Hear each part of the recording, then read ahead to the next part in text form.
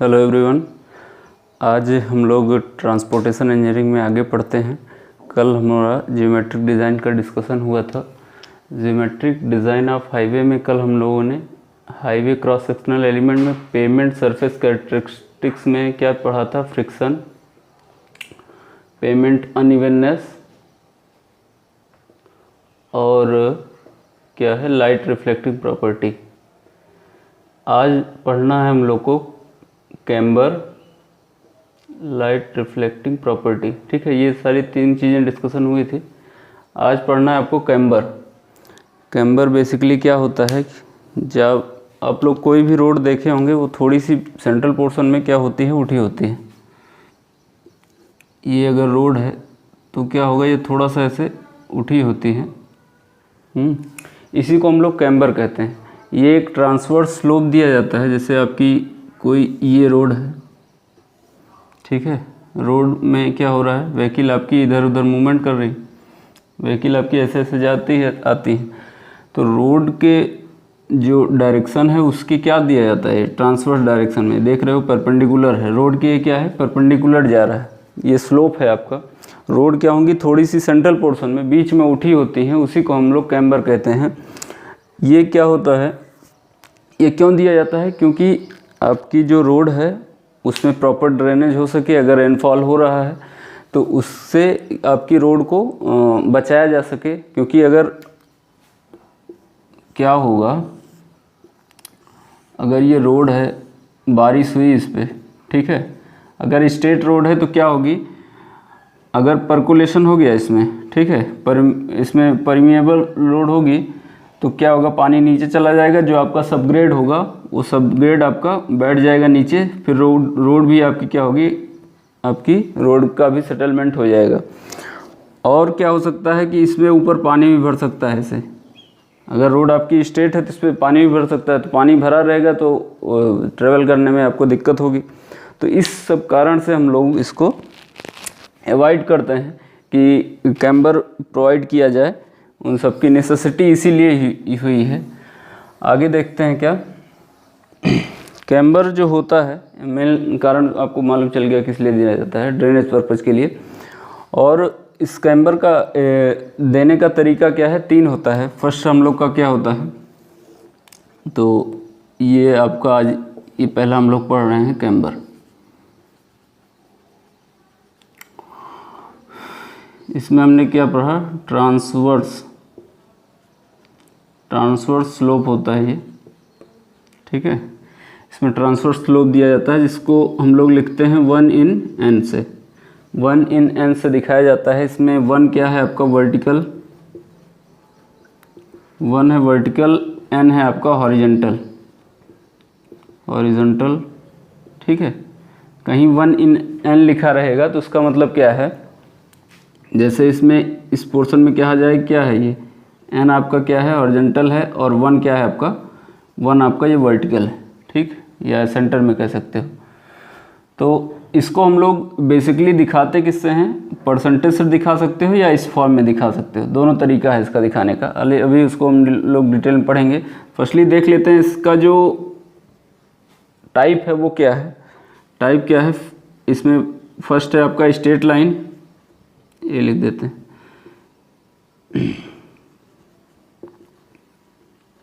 Straight camber या straight line camber कह सकते हैं।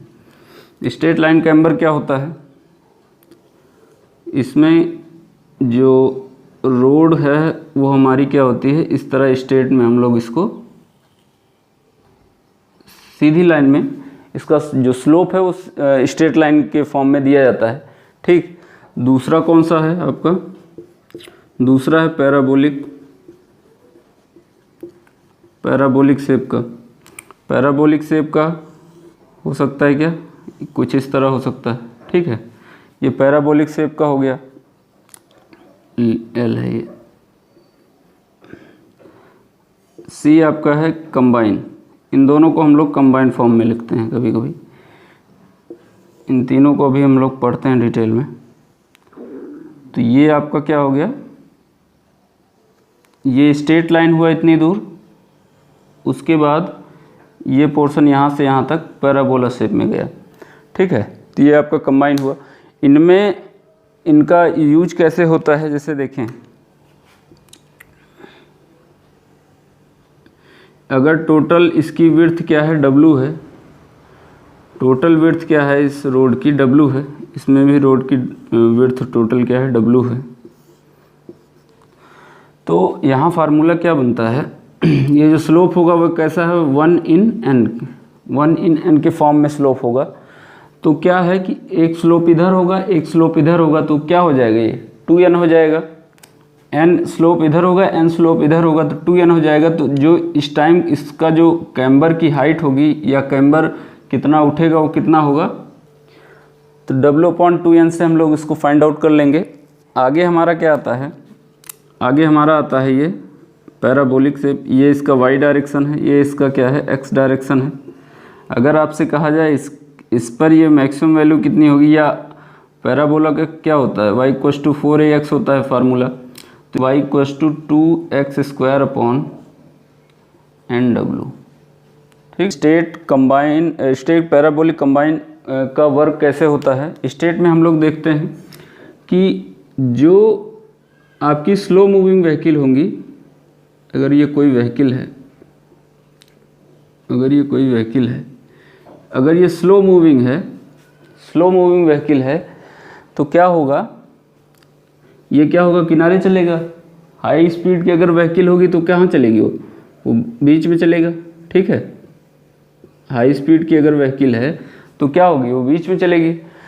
तो यहाँ आप लोग देख रहे होंगे कि अगर ये व्हीकल आपका क्या है, स्ट्रेट चल रहा है, सीधा चल रहा है, अगर ये क्रॉस करके इधर गया, ठीक है, तो इसको क्या होगा, जर्क महसूस होगा कि जब लेन चेंज होता है इसका, जब लेन चेंज होगा तो इसको महसूस होगा क्या, कि जर्क महसूस होगा। तो इसीलिए ये जो स्ट्रेट लाइन कर्व है वो किसके लिए सक्सेसफुल रहता है, सक्सेसफुल आपका रहता है वो जो स्लो स्पीड के व्हीकल हैं उसके लिए। तो यहाँ आप लिख सकते हो कि स्लो स्पीड के जो व्हीकल हैं उनके लिए ठीक रहता है। आगे क्या आता है, आगे जो आपका है पैराबोलिक शेप का, अभी मान लीजिए यहाँ जो व्हीकल है, यहाँ कुछ व्हीकल होगा, ठीक है, ये इतना स्लोप नहीं रहता है, इसमें स्लोप थोड़ा कम ही रहता है। तो यहाँ देख रहे हो कि जो स्लो मूविंग व्हीकल होगा वो क्या होगा, धीरे चलेगा, किनारे पर ही चलेगा, लेकिन उसका स्लोप जो है वो इतना ज़्यादा है, उसका स्लोप ही इतना ज़्यादा है कि वो अपीयर होगा कि वो गिर ना जाए। ठीक है, तो इसलिए, और जो फास्ट मूविंग व्हीकल है वो कहाँ होगा, वो इस रोड के सेंटर के नियरली होगा। तो इनका स्लोप और इनका स्लोप में आपको अंतर दिख रहा होगा। तो पैराबोलिक जो शेप है, पैराबोलिक जो कैम्बर है वो किसके लिए दिया जा सकता है, फास्ट मूविंग व्हीकल के लिए।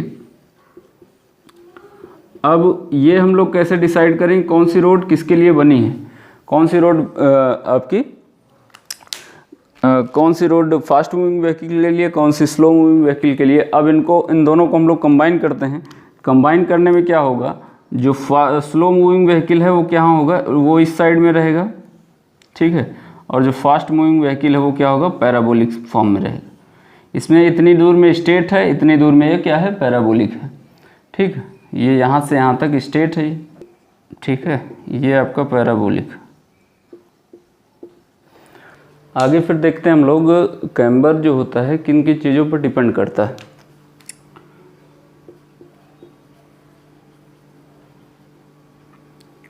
पहला है आपका रेनफॉल, दूसरा है आपका टाइप ऑफ पेमेंट। रोड आपकी कैसी है उस पर डिपेंड करता है, और जो रेनफॉल हुआ है उस पर भी डिपेंड करता है कि जो रोड आपकी कैसी है उस पर डिपेंड करता है, और रेनफॉल कैसी है उस पर डिपेंड करता है। इसका एक टेबल है, टेबल में बना देता हूँ। तो आप लोग देख पा रहे होंगे कि यहाँ एक टेबल बनी है। इस टेबल में दिख रहा होगा आपको शायद, टाइप ऑफ रोड है। रोड की कितने टाइप होते हैं आपके, लगभग कई तरह के होते हैं। टाइप ऑफ रोड हमने पढ़ा भी है पहले भी। तो इस सीमेंट कंक्रीट की रोड है, बिटवीन रोड है, वाटर बॉन्ड मैकेडम है, और आपका अर्थवर्क मतलब भी मिट्टी की रोड है। इसमें क्या होता है, अगर आपका जो रेनफॉल है, रेनफॉल रेंज है, अगर हैवी है तो क्या कंडीशन होगी, लाइट है तो क्या कंडीशन होगी, उन सबका यहाँ पढ़ना है। तो हमने क्या बताया कि कैम्बर को हम लोग 1/n के फॉर्म में लिख सकते हैं या परसेंटेज में दिखाया जा सकता है उसको। तो यहाँ देख रहे हो हैवी रेनफॉल होगी अगर सीमेंट कंक्रीट की रोड है, तो उसमें जो स्लोप होगा जो कैम्बर प्रोवाइड किया जाएगा 1/50 या 2%।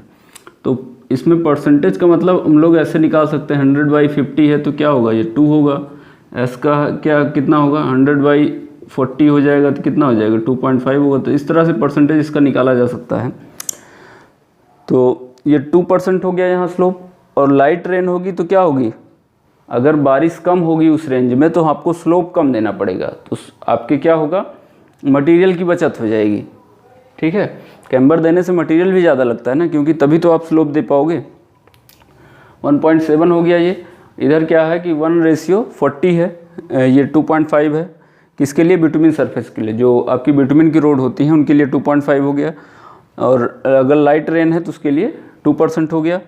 वाटर बॉन्ड मैकेडम के लिए 3% हो गया हैवी रेनफॉल के लिए, और लाइट रेनफॉल के लिए 2.5। अर्थवर्क के लिए ये 4% होगा हैवी रेनफॉल, और लाइट रेनफॉल के लिए 3%।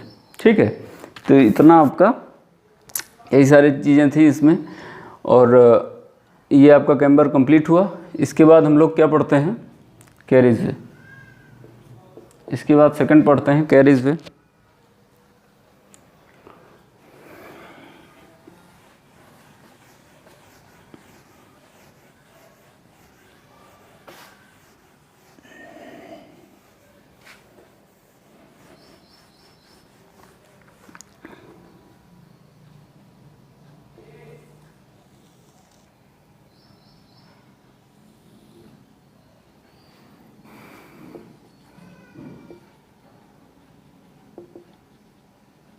कैरियर्स वे,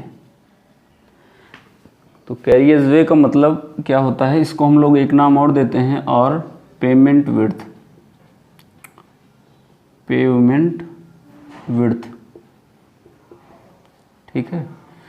पेवमेंट हमने इससे पहले पढ़ लिया है। पेवमेंट क्या होती है, अर्थ का, रोड का आपका सबसे ऊपर का पोर्शन होता है, उसी को हम लोग पेवमेंट कहते हैं। उसकी कितनी विड्थ है वही क्या कहलाता है, कैरिज वे कहलाता है। जैसे आपसे कहा जाए ये एक रोड है, ठीक है, ये एक रोड है, इसमें कुछ क्या है, इधर शोल्डर बनाया गया, अभी शोल्डर भी पढ़ेंगे हम लोग। ये दोनों साइड शोल्डर दिए गए हैं। तो ये एक्चुअल जो रोड होता है उसी को हम लोग कैरिज वे कहते हैं।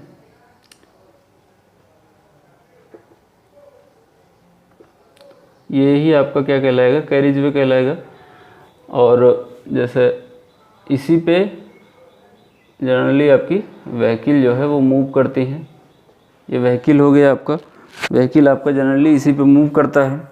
और आपके व्हीकल की जो मैक्सिमम जो साइज होती है वो इतना होता है 2.5 मीटर। और इनका जो रेंज होता है, इनका जो स्पेस छूटेगा वो कितना 0.625 छूटेगा। और इधर भी ऐसे ही छूटेगा स्पेस 0.625, ठीक है। तो अगर तीनों को जोड़ा जाए तो कितना होगा, ये कुछ इस रेंज में आपका आ जाएगा 3.5, इतना ये मीटर में है सब,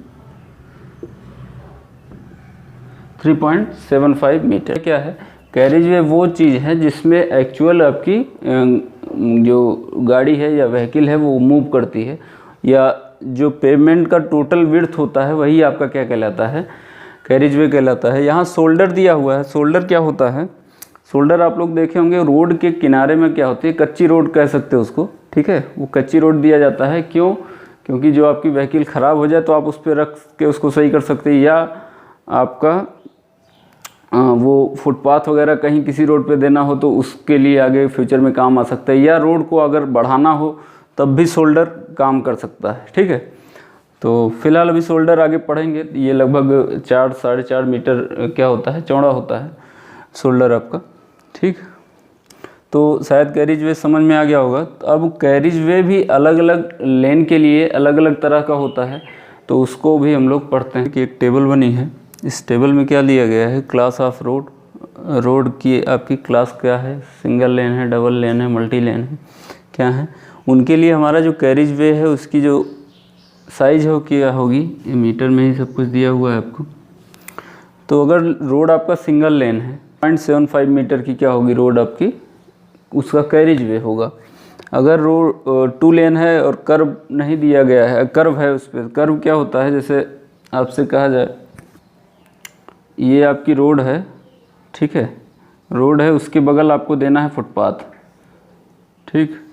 तो ये जो पोर्शन थोड़ा सा उठा रहता है, ये एक स्टोन टाइप का लगाया जाता है जिससे आपका रोड है वो आगे और बढ़े ना, और जो आदमी इधर पैदल चल रहा है या साइकिल से कोई कैसे भी चल रहा होगा तो उसको कोई हार्म ना पहुंचे रोड से, तो इसी को हम लोग कर्व कहते हैं। उसको भी हम लोग पढ़ेंगे, वो है आपके यहाँ सिलेबस में। तो देख रहे होंगे 2 लेन विथ कर्व, कर्व पड़ेगा तो क्या होगा, उसकी देख रहे हो थिकनेस बढ़ जा रही है। अगर किसी भी रोड में कर्व पड़ जा रहा है तो देख रहे होंगे उसकी चौड़ाई जो है दोनों साइड क्या हो रही है, बढ़ जा रही है, तो क्या होगा 7.5 मीटर हो जाएगा। लेकिन विदाउट कर्व, कर्व अगर नहीं रहेगा तो क्या होगा 7 मीटर का हो जाएगा। इंटरमीडिएट कैरिज वे में 5.5 मीटर का। मल्टी लेन, कई सारे लेन हैं तो आप लोग पर लेन इतना आप लोग इसमें ऐड करते चले जाएंगे, ठीक है। तो ये बात हो गई आपके कैरिज वे की। आगे करते हैं बात मीडियन, मीडियन और ट्रैफिक सेपरेटर, ठीक है। आगे आता है कि मीडियन और ट्रैफिक सेपरेटर क्या होता है। आपने देखा होगा ये रोड है आपकी, तो उसमें कई सारे ऐसे ऐसे लाइन बनी रहती हैं, ठीक है। इसी को हम लोग क्या कहते हैं, मीडियन या ट्रैफिक सेपरेटर कहते हैं। जैसे अगर आपकी ये रोड है तो जो स्लो मूविंग व्हीकल हैं इसमें चलेंगे, उससे जो फास्ट हैं वो इसमें चलेंगे, ठीक है। ऐसे ही ये रोड का ऐसे डिवाइड किया जाता है। तो ये यही है मीडियन, जो व्हीकल का कोलिजन है उससे व्हीकल का कोलिजन ना हो, व्हीकल आपस में ना टकराएं, इसीलिए ये अपनी लेन में चलें, ये अपनी लेन में चलें, ये अपनी लेन में चलें, ये इधर अपनी लेन में चलें, ठीक है, कोलिजन ना हो इनका, इसीलिए ट्रैफिक सेपरेटर दिए जाते हैं। तो IRC ने कहा है कि कोई भी आपका जो रोड है, अगर रूरल रोड है तो उसके लिए 5 मीटर होता है, और मिनिमम जो होना चाहिए वो मिनिमम कितना होना चाहिए, 3 मीटर होना ही चाहिए, ठीक है। मिनिमम आपको 3 मीटर रखना ही रखना है, और वैसे जनरली होता क्या है 5 मीटर होता है। अगर ये कहीं क्या बात हो, किसी आपके इस तरह ब्रिज की बात हो, तो ब्रिज के लिए क्या होता है 1.2 मीटर टू 1.5 मीटर इसकी जो लेन है उसका जो डिवाइडेशन है वो इसी टाइप का हो जाता है, ठीक है। तो इसमें ज़्यादा कुछ नहीं है, बस यही सारी चीज़ें हैं छोटी छोटी कि आपको मालूम रहे कि ये सब क्या होता है, ठीक है। तो मीडियन और सेपरेटर का मतलब ही क्या है कि प्रिवेंट करे कोलिजन से,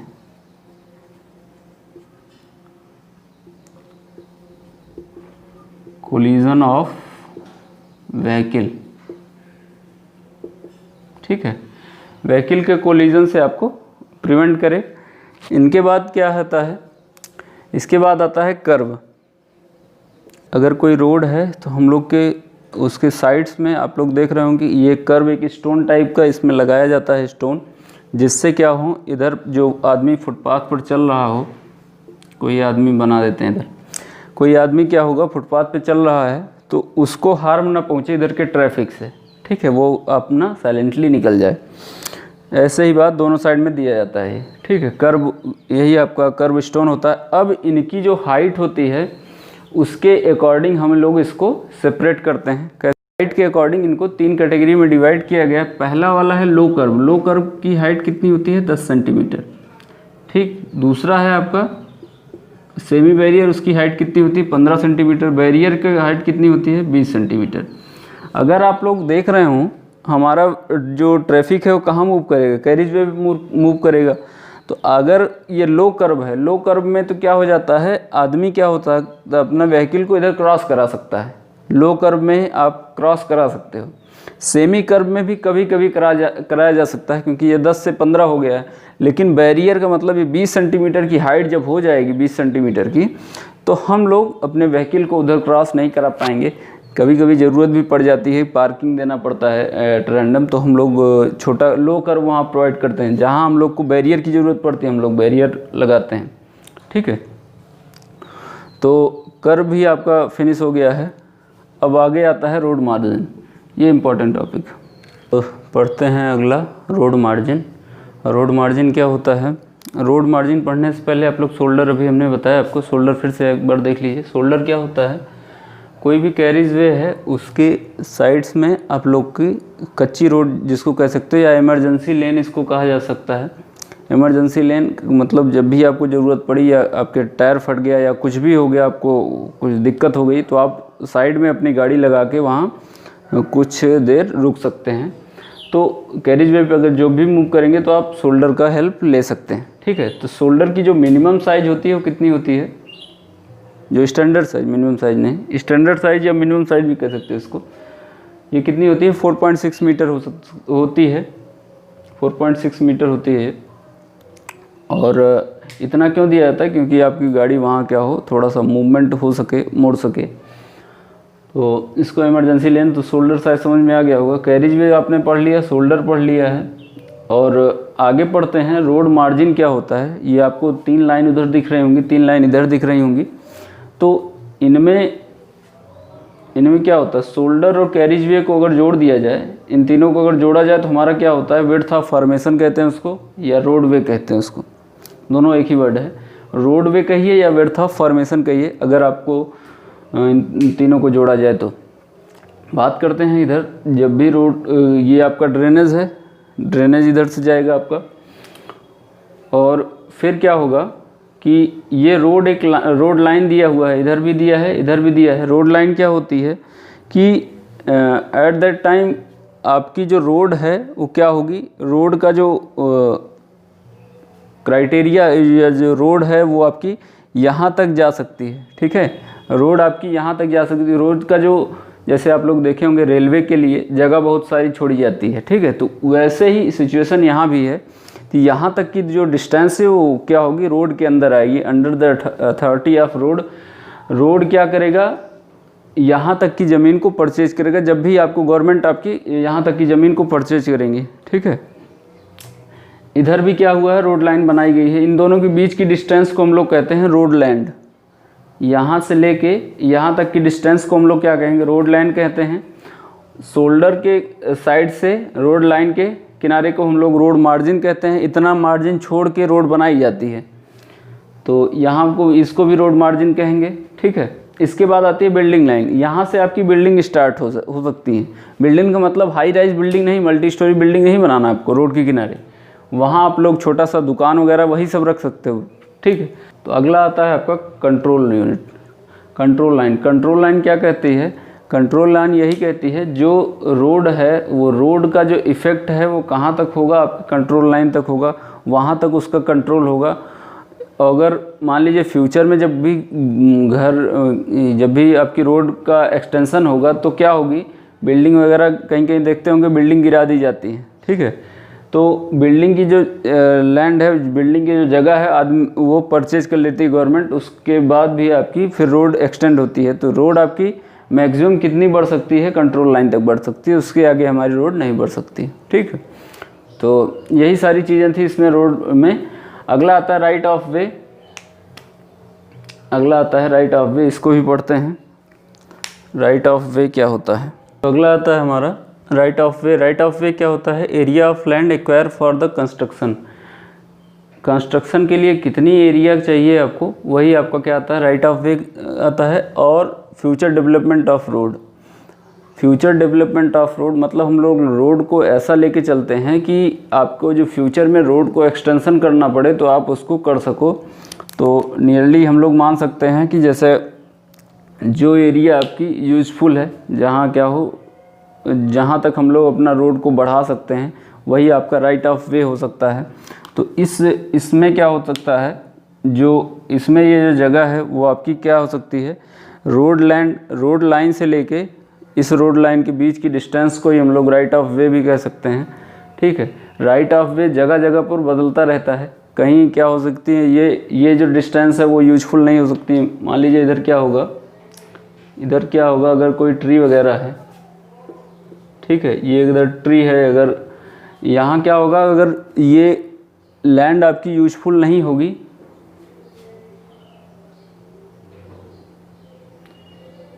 तो राइट ऑफ वे अपना अलग अलग जगह के लिए अलग अलग बदलता रहता है।